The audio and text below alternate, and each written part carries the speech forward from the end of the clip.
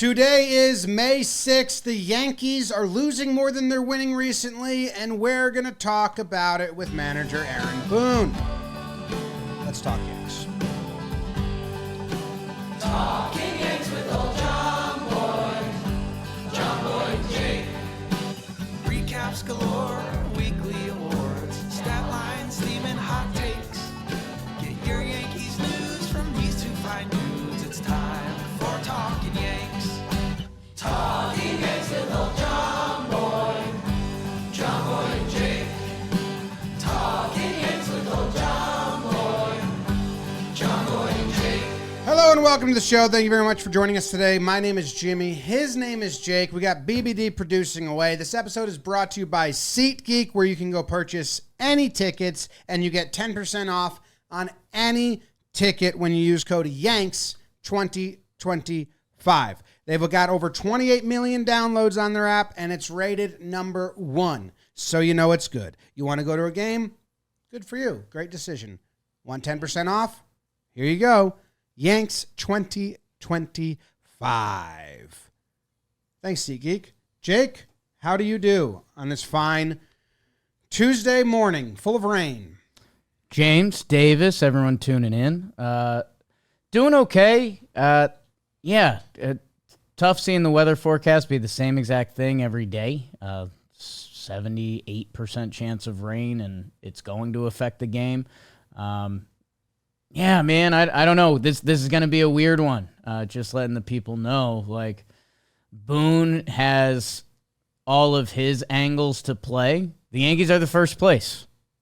The Yankees are the first place. The Yankees are the first place. Yeah. And again, there's a lot of numbers of good. Like, the offense still rates out as like the best in baseball by some metrics, OPS, home, like metrics before the year that would get us very excited. They're losing a lot of close games. They're losing late. And yeah, if you take out the opening week of the year, they're a 13-15 team that we wouldn't be happy with that after their 6-2 start. So yeah, I think both sides are going to be coming in a little ornery. And I'm worried he's going to come in my facial hair. Ooh. Yeah. Yeah, I think he's going to want to be jovial, and you know, it is early. I understand that. But, man, 13-15 last 28, 3-7 in the last 10, or 3-7 in one-run games, 5-7 in the last 12. It just kind of want to open and just ask him, hey, like, There's a lot of bleh. does it feel blah to you? So that's what we're going to do. We're going to ask him about that.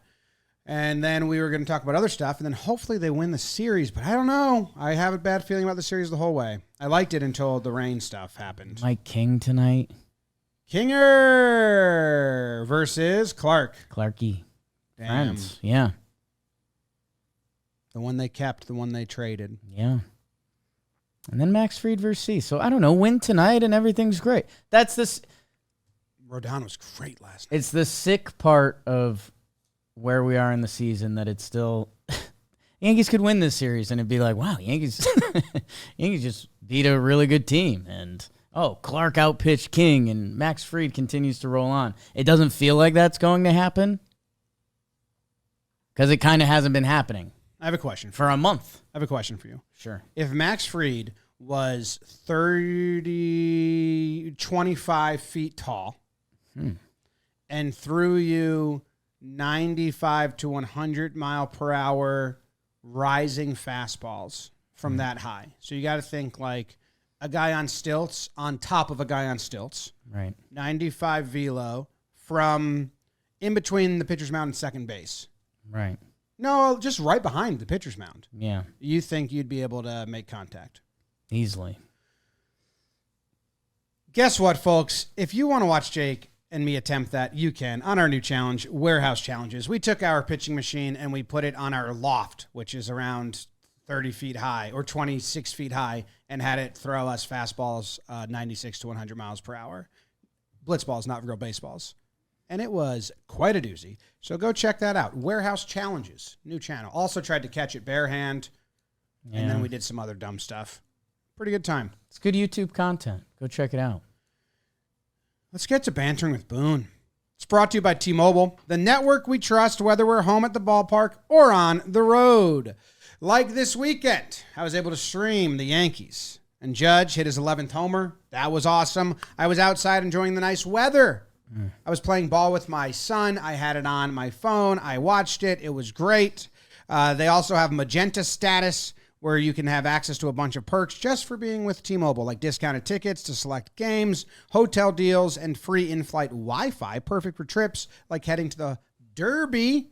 We'll be there, and the Yankees are there right after the Derby in Atlanta. A little scheduling update for you guys. So if you're not already with T-Mobile, now is the time to add the best 5G coverage in the game to your lineup. Learn more at T-Mobile.com/MLB, and thank you to T-Mobile for partnering with us this season. We're pumped that they're on board. We like them. They like us. They help us do a lot of shit we want to do, like talk to Boone every week. Welcome back. Another bantering with Boone. Boone, how you doing? Nice wet season so far. Yeah, has been. So hopefully we're getting close to turn that corner on, what is it, April showers, May flowers. So the flowers are starting to come. Let's leave the showers behind now. I think you guys have played in two of the rainiest games I've watched baseball in. The San Francisco game. Yeah, that was crazy. Last night, for the most part, wasn't too bad. Obviously, other than when the rain delay hit there, whatever that was, in the fifth inning, where it was about 20 minutes. And then late it got not great. Yeah. Yeah. But the San Francisco game was the one that was kind of brutal, where it was a couple hours straight of like, it's coming down pretty hard, and it was freezing. The schedule, because you play all 30 teams, so there's less common makeup days. I feel like Boston played in a monsoon recently. I feel like there's more playing in crazy weather than we've seen before due to the lack of ability to make up games. Yeah, that's the one potential drawback of that, is like, because there's going to be that year where you're just going to have some cancellations, and it's going to make for some tough rescheduling, especially if they're meaningful games come down the stretch. That's the challenge of it. Boone, this is the first episode that we felt a little, I don't know, a little kind of like the weather coming into this, just because it's been a funky stretch. Like, okay, yes, the Yankees are in first place. If you told us that before the season, cool. I think it's 13 and 15 in the last, like, if you take away the opening week of the season. When the Yankees win, it feels like they win big. When they lose, it feels like we're losing heartbreaking. Like, what? How should the Yankee fans be feeling right now? Well, first of all, you can't take away the opening week. I did take away the opening week. Yeah. So because we can always play that game throughout the year. Well, you take out this. Well, this. We call it butter knifing. Baseball, and that's just going to be the stretch of it. I think the frustrating part of it, over the last week is, we've probably could have won just about every single one of these games. Maybe not the one we came back in, had a chance late against Tampa where they ran out to a lead on us, but for the most part, we've been right there and feel like, man, we could have, should have won that game. So, that's always frustrating, because you want to, wins are precious and you want to stack them whenever you can. So, but at the same time, as I tell you guys and tell them all the time, like, you're going to have these little pockets of the season that, or a tough week or whatever it is. So the reality is, I think we have a lot of really good things going on. We've got to get some things fixed. We got to do some things in certain areas better. But I do like how the team's coming together. We just got to push through and finish off some of these games we need to win. There's a stat that got tweeted out yesterday by our friend Katie Sharp, and then there's a flip side of the stat that I know it's early, but the makeup of the losses and some of the close losses is brutal. The Yankees have 5 losses when leading in the 8th inning or later, and 0 wins when trailing in the 7th inning or later, the most and the least in baseball. Yeah. So it's like either we get to that starting pitcher and clobber him, yeah, or we don't score enough runs and our bullpen, or really, Devin has struggled and cost us a couple games here. It just, yeah.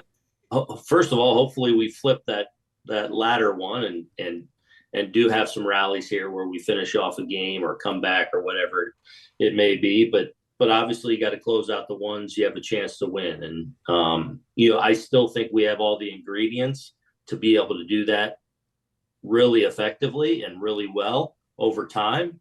We just had a tough stretch in a couple areas with that. With Devin, it was nice to see him have a couple outings after getting slotted down to lower leverage or eighth inning, whatever it is. And you saw his eyes look, just more focused and bright. And then last night we see that same kind of empty, like dazed stare of like, how is this and what is this and what's going on? It does last night move the needle anyway for you? Like, what's your assessment? Like, he had count leverage, a couple of them. Is it really just strike one? Because that seems like a big, easy task for the other team. I don't know about strike. I think overall, though, just that next level of fastball command to where he's commanding the fastball how he wants to. Oh, and then over, the bulk of it, you're going to be in good counts. I mean, you got to be in good counts, generally speaking. Like, strike one's great, yes. But overall, like, your body of work, it's tough to be really effective if you're behind in the count or chasing, Again, I think the stuff is there. I don't feel like he's getting hit real hard. Like last night's a case of the 2 walks hurt him. He gets the strikeout to start. It's walk. It's then 2 strikes, and he gets in there and breaks the bat of Lockridge, who dumps it out there, and then it's another walk. So that's what's hurt him more than, man, he doesn't have the stuff and they're just battering him around the field. That's not happening. So I think that's just one of those things that hopefully we can continue to stack and build momentum, and you get to a point to where, boom, now he's flying. Do you think there's anything with the fastball? It's a mile per hour down. I don't know how much variance I guess truly worries you or, his previous seasons building up, but I don't know. Like right now I think it's in at 93 and a half that like, okay, the way my brain works is when you don't rip a good one, now you're throwing, there's a couple fastballs 91, 92 last night that in today's baseball, that's old like Aaron Seeley stuff. So you keep saying the stuff is there. I guess the fastball is what I'm curious about. Yeah, but remember, we've think of this first month plus of the season, we've played in some really cold weather and some really interesting conditions. So I think overall, you looked at the game last night, most of the fastballs were down a little bit, just probably weather conditions. So that's part of it. I think the handful of games we've played this year where it's been warm, we saw that with Weave even where, velo's down a little bit. And then all of a sudden the weather kind of heats up, the velo picks up with it a little bit. Same with Rodon. Early on, he wasn't throwing quite as hard. Boom. And all of a sudden it got hot and he's 95, 6, 7. So again, I think the profile of the stuff is good and what it needs to be and who he's been, which, as a dominant closer. So that's not far off at all. So just a matter of being consistent with his command and where he wants to go with things. We look at Sunday's game. Judge is DHing. You have a righty pitcher on the mound. This is a conundrum for you right now, and I heard you answer a question about this, talking about how you and Brad are choosing who's playing, who's not playing between the outfielders and the DH spot.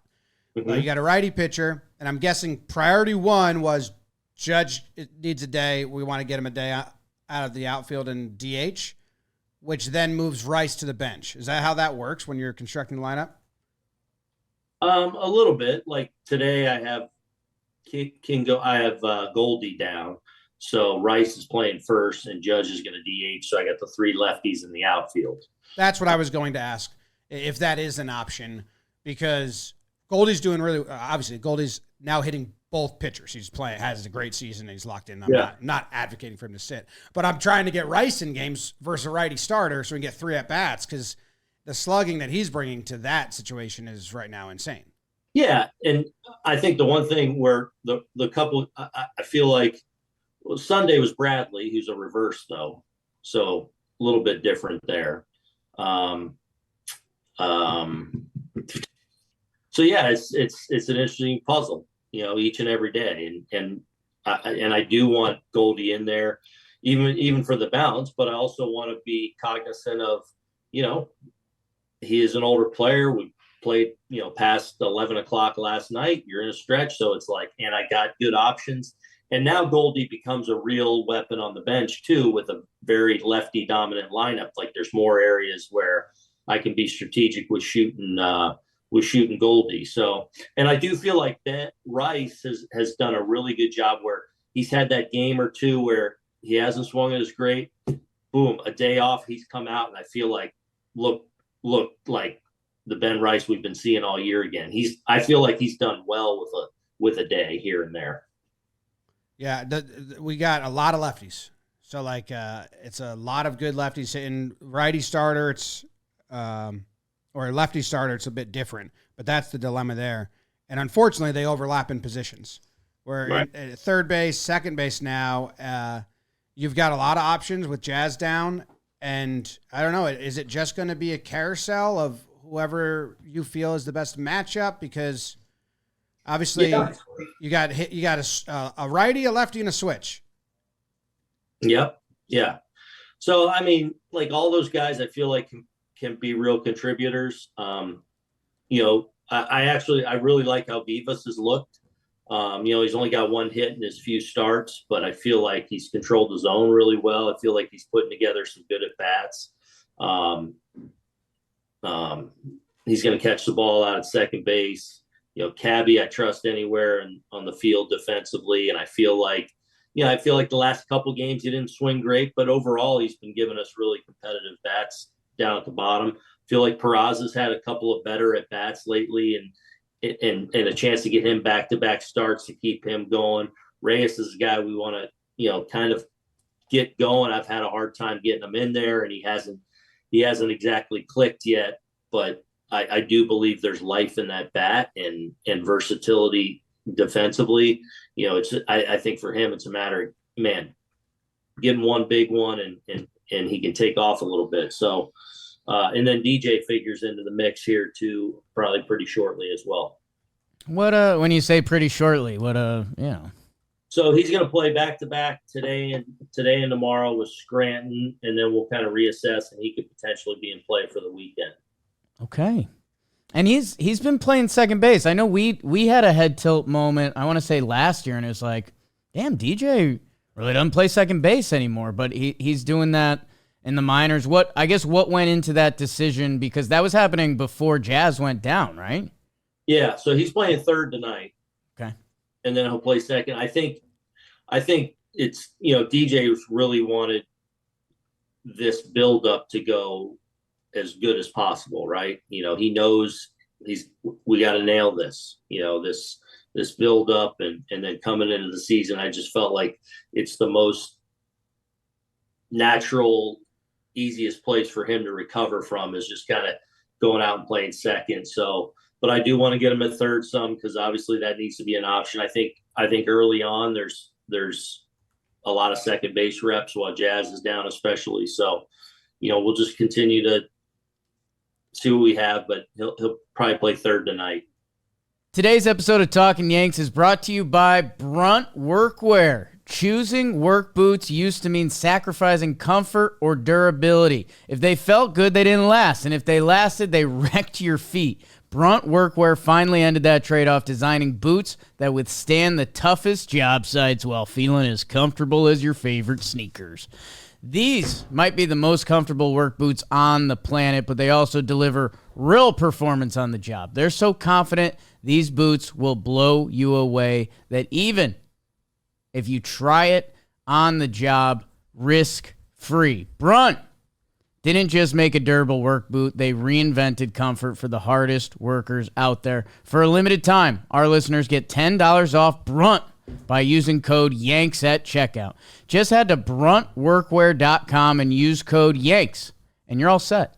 Even better, Brunt lets you try all their products on the job risk-free. After you purchase, they will ask you where you heard about them. Please support our show and tell them we sent you. If we go back to, I know you answered this in the post game, and I don't want to make this show nitpicking decisions, but I just want to talk more about the Escarra bases loaded situation, because in your post game, it was not a head scratcher, but it was a lot of moving parts to keep up with your thinking, which you laid out all of your thoughts. Rice was going to pinch hit. So in your opinion, in your mind there, you had one pinch hitter in Rice? Yeah, because I didn't have Volpe was hurt. Volpe was an emergency. But Wells also, he could have, or you didn't want Wells could have. Was there a world where you could have pinch hit for both Escarra and Vivas?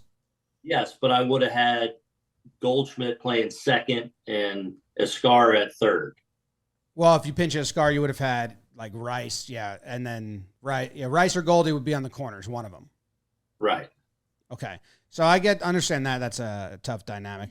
And then you said something like once the double play happened, that plan, you chose Escarra because he has more tenure with the team. I don't know if that was an experience thing or tenure, but going into that spot, so now we're bases loaded. I'm like, all right, who do I want to hit for here, Escarra or Vivas? Mm-hmm. Escarra. Like, I know that we haven't seen it yet, right? But Escarra's earned his reputation on his bat. Like, this dude can hit, like, right? I get that, yeah. Over the last year, he's become a good catcher. I like him up in that spot. He hasn't gone off yet at the plate, but he can really hit. So I'm in that spot now. Once we've got real traffic out there, I'm choosing between him and Vivas. I'm saying, all right, I'm gonna let Escarra hit here, and then I'm gonna hit Rice for Vivas. Now, once the double play happens, and by the way, and I like the matchup too. There was it Rodriguez or Uceta against Escarra? Like, sign me up. We'll take our shot here. This is I like our lefties going up here. So the only case to be made is, do I shoot Rice and Wells and just live with the chaos on defense at that point? Yeah. Yeah, I mean, so. Or Rice for Escarra, because I think if you're the Rays, they treated Rice like a slugger that whole series, and later on he pinch hits him and they pitch around him in a way. It seems like they probably would have been a little more, I don't know. Yeah, but I can't count on a double play in that situation. He's got the same leverage at bat for Vivas, who's got 3 at bats in the big leagues. Yeah. Behind him. Yes. And then you didn't want to do both because of the chaos. Coupled with, even though you haven't seen it yet, coupled with some real confidence in Escarra offensively. Okay. I just wanted to walk through it again because it was a lot of moving pieces, and I understand the dilemma of having 3 catchers, and and there's a case to be made. Like, just live with it. Let's go. We'll get funky with it here on defense, and which I kind of already was doing with moving Escarra to third, but yeah, that was kind of the thoughts behind it. I might have a slightly dumb question, but in that scenario, how much of that is prep and how much of that is live time? Like, coming into the game, if Volpe's down and you're planning late innings, like. Yeah, that's more live because the Volpe ultimate decision is kind of unfolding as the game goes on. You got a day game there. We assess Volpe late, so you're seeing what you're dealing with there. So yeah, it's and then I shot Vivas for Reyes, so he's out of the equation earlier in a lower leverage spot, but just like, man, a right on left guy that I felt like maybe if we can get back into this a little bit with some traffic here in the middle of the game. So we're just, sometimes you're short. Every day. Yeah. Rays also grabbed 8 bases in those last 2 games. They stole a ton. I understand they have a different level of speed than other teams, especially Chandler. He's faster than the sport, in my opinion, and probably a legal speed. I don't appreciate how fast he is when we're playing against him. But that was something that last year the Red Sox exposed on that Sunday Night Baseball game, and really had fun with. We talked about it a lot with you about the pitchers have to play their role, fielders. I actually chatted with Rojas at spring training about it, and I was going over how much I love all the back picks and throwing the trail runner out. We haven't seen as much of that. I think there's only been one back pick attempt. So I guess I don't have a question, but me and Rojas had a great conversation. So if you want to nudge him and say, Jimmy says more back picks. Louis really good in the running game, and as are we. And the nature of the game now and the rules set up, you're gonna face those teams every now and then that are really good at it, that are fast, that have a lead, that have the right matchups, that you're gonna have those one-off games. Like the Red Sox game last year. That happened, but we're really good at controlling the running game without catchers with bazookas, like But it took a lot of buy-in. We talked about it, that there's some guys. Yeah, but there is. We do have that buy-in. You're still going to have a couple guys that it's a challenge for when they're on the mound. That old habits die hard. When pitching's obviously and being effective, throwing the ball is the number one thing. So you try and move the needle with guys in certain areas, whether it's holds, throwovers, just being a little more mindful. But some guys are. And you try to speed certain guys up where you can without affecting, who they are on the mound. So overall, this is something that we've done pretty effectively over the few years, and I'm confident we'll continue to do that. But with the game the way it is now, and teams that are a lot of teams that are built around speed, and with the rules favoring that a little bit, you're going to have those occasional games. But I think on balance, we do a pretty good job with controlling the running game too. And I loved watching all of the run prevention stuff. So that's just my ask. Like, I want to see, more of that behind the scenes from Louis. Carlos Rodon is amazing yesterday. And we talked about after the first 3 or 4 starts, how the other broadcast even mentioned like things kind of compile on him or get out of hand. We've seen a bunch of instances the last 3 starts where missed big call, maybe an error behind him. Yesterday, that ball landed in no man's land in the middle, and he has seemed to handle all of that with like ease. So I just wanted to say that has been like kind of a joy to watch. It seems like he has, if Fried was a magnet, Rodon's been like, I want to be on this side of the rotation, and I want to get innings and stop runs and do my job. So yeah, his evolution just as a pitcher is and everything that goes with that, like you said, like controlling certain moments, adverse things that happened out there. He's just getting so much better at just, next pitch, move it along, and he's throwing the ball really well, obviously. You got any other rotation funny business coming up? We got another off day. We saw Yarby get the start. Right now I think it's lined up Carrasco, Warren Friday, Saturday. Mm-hmm. Yeah, we'll see. You had a little smirk when he was asking that. I don't think he liked that I labeled it funny business. Oh, okay. So we'll see. We'll talk about that. Let's got to get Clark through today and see where we're at going into the off day. You do have the ability to go to with off days, somewhat of a four-man rotation this stretch through. Right? Just the math on it? A little bit, but I don't expect us to do anything like that. Okay. Well, now you got me curious because it seems like something might happen different. We'll see. Are there any you don't have to do a full injury update, but I'm just, we heard Heel starting his throwing program. Has there been any like Stroman or JT Brubaker updates or anything like that? Brubaker's getting ready to start his rehab. I think he just threw another live. So his rehab, I think, starts this week. Excuse me. Stro threw another 10 yesterday. He should be throwing live either Thursday or Friday. He's going to throw a live, and then we'll see where we're at from there. Okay. And the other one is Cousins. Last we heard was mid-June, and Clayton Beater is playing. Yeah, Clayton Beater is. Got it right here for you. He is tomorrow. He pitched today. Sorry, he's with Scranton today. Okay. Mm-hmm. All right. And then Scotty F. Russ didn't talk about him, but we haven't seen him in a while. Excited for Loaisiga. Yeah. Low looks good too. I don't know if you've seen any of it, but looks good. Yeah, he'll pitch. He's going again Wednesday in Scranton.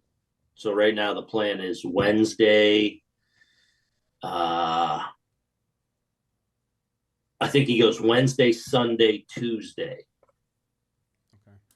And then he'll have a back-to-back after the Sunday, Tuesday.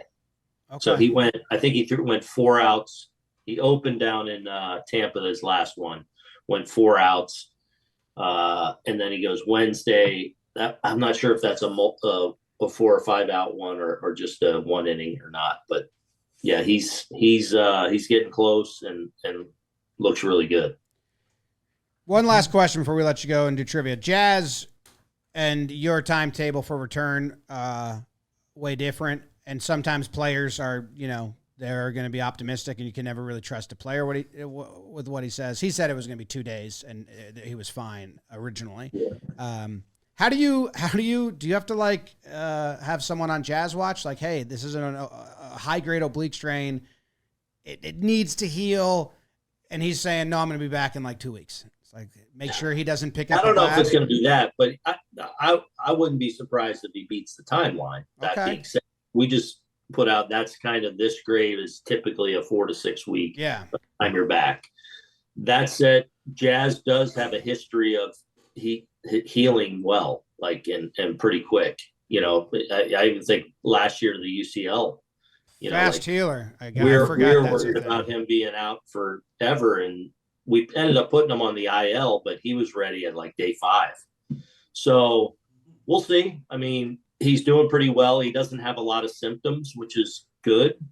But he's, obviously still going to have to get to the point to where he's ready to swing a bat and then repeat it. And so we'll see. But right now, that's what we're calling it. And if it's quicker, great. Consider yourself a fast healer? I don't know. Right. I'm definitely not. I'm not. Yeah, no. But we don't really do anything to help the healing. So that's probably a good point. I did towards at the very, one of the things, the end of your career signs, maybe a sign.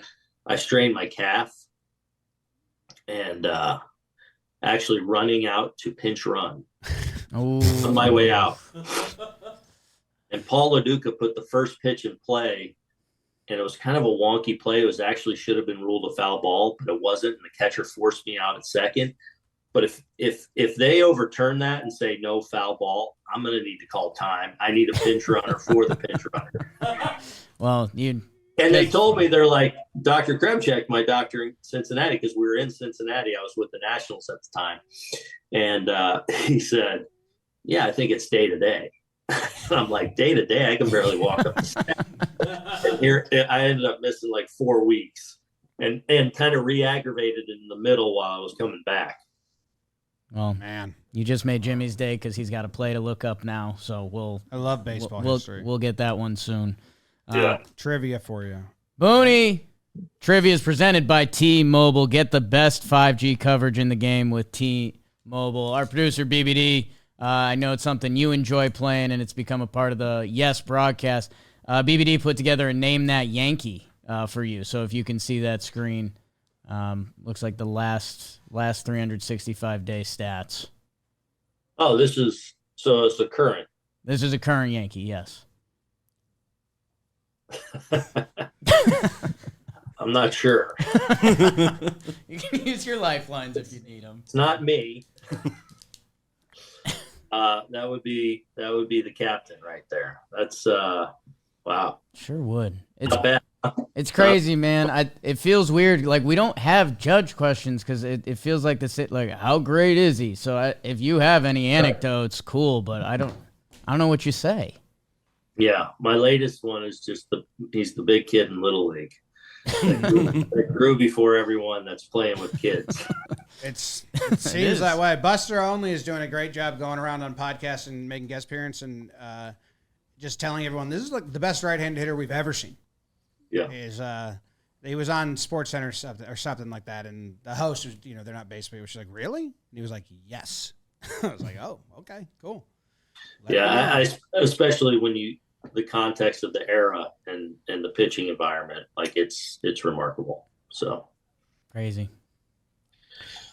All right, fellas. See you, Booney. See you, Blanche.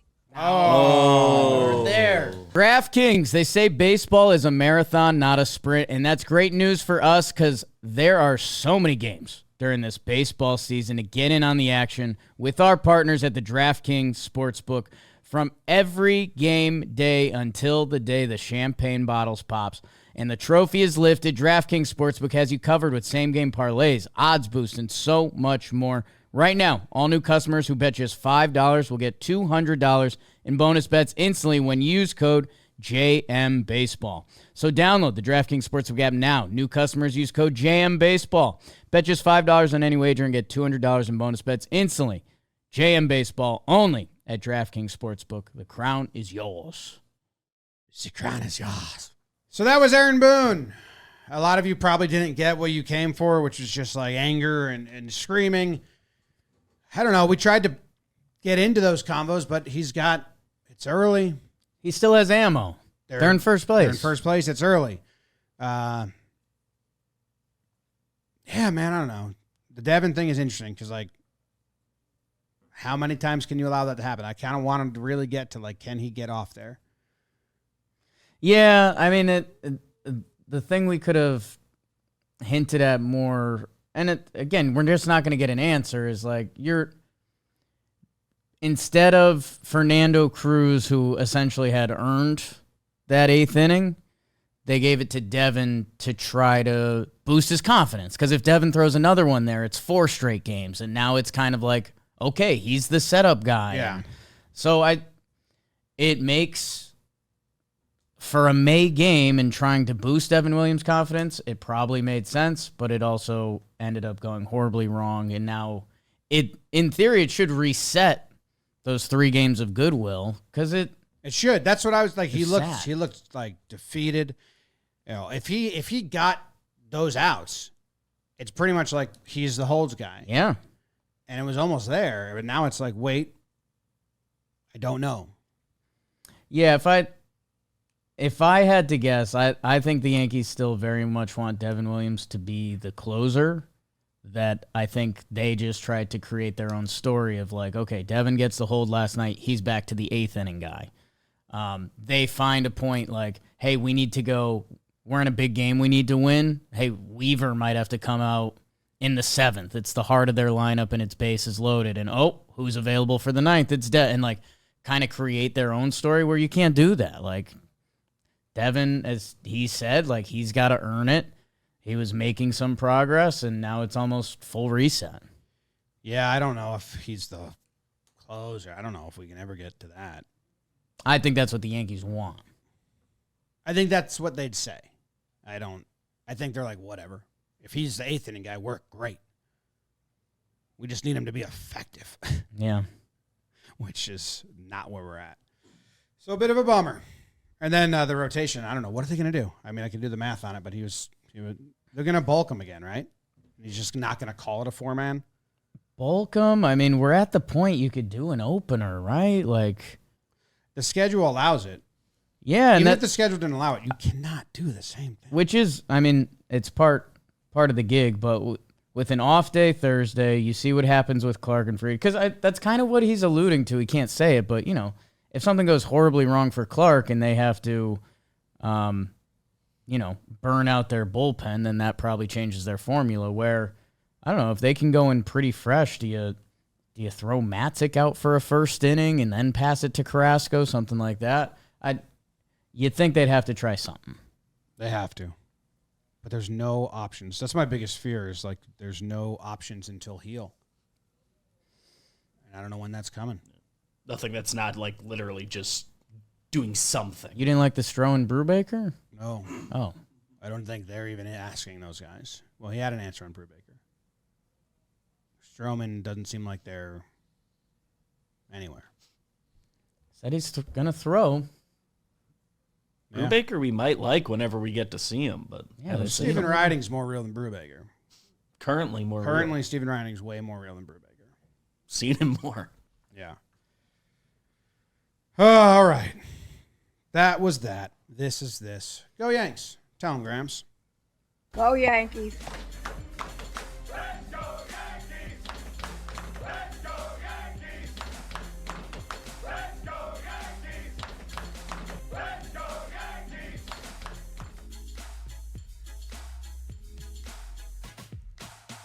Bow, bow, bow, bow.